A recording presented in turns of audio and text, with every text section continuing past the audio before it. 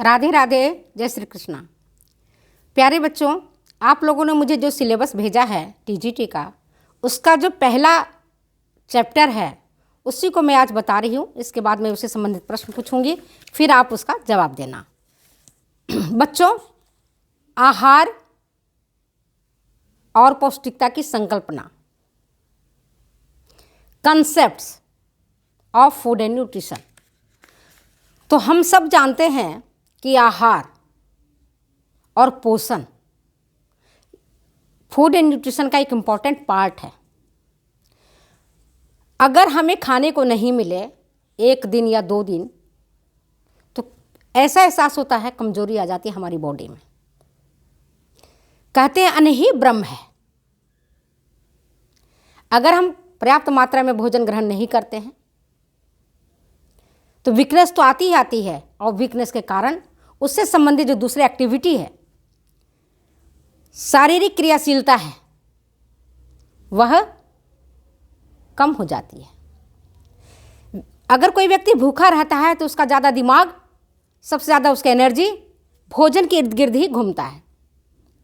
आप खास करके देख लो, अगर आप जिस दिन व्रत करते हैं, उपवास करते हैं, उस दिन आपको लगेगा, मान लो आप जब अपने एकादशी व्रत कर ली, या सोमवार का व्रत कर लिया, या छठ का व्रत कर लिया, या करवा चौथ कर लिया, उस दिन आप देखोगे क्या, मैक्सिमम व्यक्ति का दिमाग खाने पीने में ही लगा रहता है कि फलाहार में अब क्या किया जाएगा, दूसरे दिन हमें क्या खाया जाएगा। ये सारी चीज़ें हमें डिपेंड करता है इन चीज़ों का।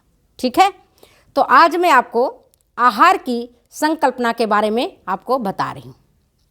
आहार किसको कहते हैं? आहार क्या है? आहार उसे कहेंगे जब हम एक थाली में, एक प्लेट में जितनी मात्रा में हम भोजन को ग्रहण करते हैं, कितनी, जैसे 2 रोटी हो गया, एक प्लेट में थोड़ा सा चावल हो गया, या तो 1 कटोरी दाल हो गया, सब्जी हो गई, पापड़ हो गया, अचार हो गया। तो एक बार में एक व्यक्ति जितना भोजन ग्रहण करता है, वह भोजन की मात्रा उस व्यक्ति के लिए उस समय का आहार कहलाती है। ठीक है, इसके बाद आता है भोजन। भोजन क्या है? वह सभी प्रकार का ठोस और तरल पदार्थ जिसको हम खाते हैं, जिसको हम पीते हैं, जो खाने की योग्य हो, जो पीने की योग्य हो, जिसको हम आसानी से पचा सकें, जिससे शरीर की ऊर्जा मिलती हो, जिससे उष्णता मिलती हो, जो शरीर की वृद्धि और विकास के लिए ज़रूरत हो, ऊतकों की जो मरम्मत करता हो, जो पोषित करता हो, उसको हम कहते हैं भोजन। ठीक है, तो आपको आहार समझ में आ गया कि एक बार में एक व्यक्ति जितना अपना थाली में लेकर के भोजन को ग्रहण करता है, वह उस व्यक्ति का उस वक्त का आहार कहलाता है। और भोजन वह है जिसे व्यक्ति खाता है, पीता है, जो खाने योग्य होते हैं, पीने योग्य होते हैं, जिसके कारण उसकी शरीर का वृद्धि और विकास होता है, जिससे उस शरीर की ऊर्जा मिलती है, जिससे वो डिफरेंट टाइप की एक्टिविटीज़ को परफॉर्म करता है, जिससे उसके तंतुओं की मरम्मत होता है, जिससे शरीर का पोषण होता है, वह कहलाता है भोजन। तो 2 चीज़ समझ में आपको आ गया। तीसरा होता है संतुलित आहार। भोजन तो हम ग्रहण करते हैं, लेकिन बैलेंस होना चाहिए, संतुलन में होना चाहिए। अक्सर हम भारतवासियों के आहार, जो भोजन होता है, अनबैलेंस्ड होता है, असंतुलित होता है। दोनों ही प्रकार के, दोनों ही वर्ग के लोगों को, अमीर वर्ग के में भी और गरीब वर्ग में भी।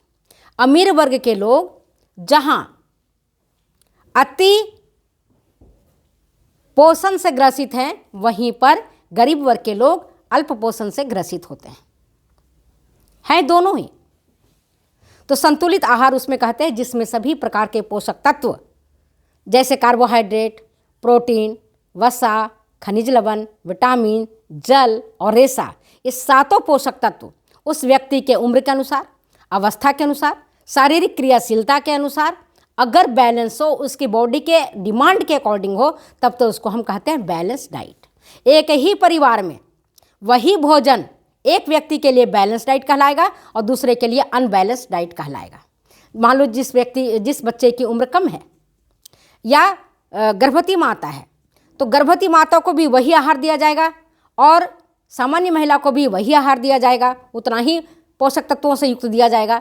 तो सामान्य महिला के लिए तो वो आहार फिर भी बैलेंस हो सकता है, लेकिन गर्भवती माता के लिए वह आहार अनबैलेंस हो सकता है, क्योंकि उसके आहार में ज़्यादा मात्रा में प्रोटीन चाहिए, ज़्यादा मात्रा में विटामिन चाहिए, ज़्यादा मात्रा में खनिज लवण चाहिए, तो उनको उनकी भोजन डिपेंड करता है उसकी शारीरिक अवस्था पर और शारीरिक क्रियाशीलता पर। दो चीज़ें समझ में आ गई।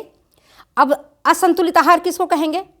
अभी मैंने आपको बताया संतुलित आहार में जब व्यक्ति की शारीरिक क्षमता, उसकी क्रियाशीलता, उसकी उम्र, उसकी अवस्था, उसको देखते हुए अगर आहार उचित मात्रा और उचित अनुपात में रहता है तो उसको हम संतुलित आहार कहेंगे। और यहीं पर अगर कोई पोषक तत्व अधिक मात्रा में है, कोई न्यून मात्रा में है, उसको व्यक्ति ग्रहण करता है तो उसको असंतुलित आहार कहते हैं, कहलाता है वो। मान लो आपके आहार में केवल दाल और रोटी है, तो दाल और रोटी से क्या मिलेगा? दाल से तो आपको प्रोटीन मिल जाएगा और रोटी से क्या मिलेगा? कार्बोहाइड्रेट मिल जाएगा। लेकिन खनिज लवण और विटामिन आपको नहीं मिल रहा है। वो कहाँ से मिलेगा आपको? वो मिलेगा आपको वेजिटेबल से, फ्रूट से, मिल्क से, पर वो चीज़ आपके आहार में सम्मिलित नहीं है, तो वो चीज़ आपको नहीं उपलब्ध हो पाएगा। ठीक है, असंतुलित आहार समझ गए। इसके बाद आता है सुपोषण। सुपोषण किसको कहेंगे? जब आपका पोषण बढ़िया किस्म का हो, वही संतुलित आहार वाली बात है, जिसमें सभी पोषक तत्व उचित मात्रा, उचित अनुपात में विद्यमान होते हैं, उसको हम सुपोषण कहते हैं, उचित पोषण कहते हैं। और जब व्यक्ति के आहार में किन्हीं खाद्य पदार्थों की न्यूनता होती है या अधिकता होती है तो कहलाता है कुपोषण। तो कुपोषण के कारण भारत के अमीर वर्ग भी उससे पीड़ित है और गरीब वर्ग भी पीड़ित है। अमीर वर्ग जहां अधिक पोषण लेने के कारण, अधिक वसा लेने के कारण, अधिक कार्बोहाइड्रेट लेने के कारण पोषण अधिकता बीमारी से ग्रसित है, वहीं पर गरीब वर्ग के लोग नहीं खाने के कारण, ये अल्प भोजन के कारण पोषण न्यूनता जनित रोग से ग्रसित है। तो जिसके आहार में अधिक मात्रा में कार्बोहाइड्रेट है, अधिक मात्रा में वसा है, वैसे लोग मोटापा का शिकार होते हैं। और जब मोटापा के शिकार होते हैं तो मोटापा से उत्पन्न कई रोग उनको घेर लेते हैं, जिनमें खास करके आपको हार्ट डिजीज है, किडनी डिजीज है, लीवर डिजीज है, डायबिटीज है। ये सारे पोषण अधिकता के कारण हो रहा है कि जितना भोजन ग्रहण करते हैं, अगर उतना का उतना भोजन से उत्पन्न जो कैलोरी है, अगर आपकी बॉडी उसका एब्जॉर्ब नहीं कर पाती, उसका यूटिलाइजेशन ठीक प्रकार से नहीं हो पाता है, जितना लिया है उतना ही खर्च नहीं कर पाता है, तो आप धीरे धीरे वो जो ऊर्जा है, कैलोरी है, वो धीरे धीरे आपके बॉडी में जमा होते चला जाता है एज ए एडिपोज टिश्यू। धीरे धीरे कोलेस्ट्रॉल के रूप में परफॉर्म करता है वो, और फिर वो मोटापा बढ़ता है, हार्ट डिजीज बढ़ता है। तो वो भी आपका कुपोषण है, और वो है अति पोषण के कारण, जब आवश्यकता से अधिक मात्रा में वसा और कार्बोहाइड्रेट आप ले रहे हैं तब। इसके बाद आता है अल्प पोषण। जैसा कि मैंने आपको बताया, गरीब लोगों को के भोजन में जब पर्याप्त मात्रा में बेचारे को दाल और रोटी खाने को नहीं मिलेगा, है ना, पर्याप्त मात्रा में अगर उसके घर में दाल और रोटी ही नहीं खाने को है तो अल्प पोषण कहलाएगा और पोषण न्यूनता जनित बीमारी उसको हो जाएगी। जैसे छोटा बालक है, अगर उसके आहार में पर्याप्त मात्रा में प्रोटीन और कैलोरी नहीं है, दोनों ही नहीं है, तो उसको सूखा रोग हो जाएगा, जिसको हम कहते हैं मैरास्मस। इसी तरह से अगर बालकों के आहार में कार्बोहाइड्रेट तो है उचित मात्रा में, लेकिन उसको प्रोटीन नहीं मिल रहा है, उसको पर्याप्त मात्रा में दूध नहीं पीने को मिल रहा है गरीबी के कारण, है ना, तब उसको क्वाशेरकोर नामक बीमारी हो जाती है। तो मैरास्मस और क्वाशेरकोर के बारे में आपको मैं बाद में डिटेल्स में बताऊंगी कि ये दोनों के क्या लक्षण हैं। मैरास्मस जिसको हम सूखा रोग कहते हैं, आप खुद देखे होंगे, गरीब घर के जो बच्चे होते हैं उनकी देखोगे कि शक्ल में रौनक नहीं रहता है, बालों में चमक नहीं होती है, त्वचा में चमक नहीं होता है, बच्चा रोता बिलखता हुआ रहता है, पेट आगे की ओर निकला हुआ रहता है, छाती पीछे की तरफ धंसा हुआ रहता है। तो ये मैरास्मस से पीड़ित बच्चे की लक्षण होते हैं। वहीं क्वाशेरकोर में बच्चा फूला फूला दिखता है, मून फेस उसका रहता है, लेकिन उसकी जो हाथ पैरों की पेशियां हैं उन पेशियां नहीं होती हैं या कम होती हैं, उसको हम कहते हैं क्वाशियोरकोर। ठीक है, बात दोनों समझ में आ गई। अगर बालकों के आहार में विटामिन और खनिज लवण की कमी होती है तो खनिज लवण की कम या व्यक्ति, किसी भी व्यक्ति के, बालक छोड़ो, किसी भी व्यक्ति को, चाहे वृद्धजन हो, चाहे वो यंग हो या प्रेग्नेंट मदर हो या लैक्टेटिंग मदर हो, अगर उनके आहार में विटामिन की कमी होती है तो विटामिन न्यूनता जनित बीमारी हो जाएगा। जैसे विटामिन ए की कमी होगी तो रतौंधी हो जाएगा, B1 की कमी होगी बेरी हो जाएगा, B2 की कमी हो जाएगी तो जो होठों के दोनों किनारे हैं वो फट जाएंगे, जीभ में छाले हो जाएंगे, होठ में से खून निकलने लगेगा, होठ फटने लगेगा।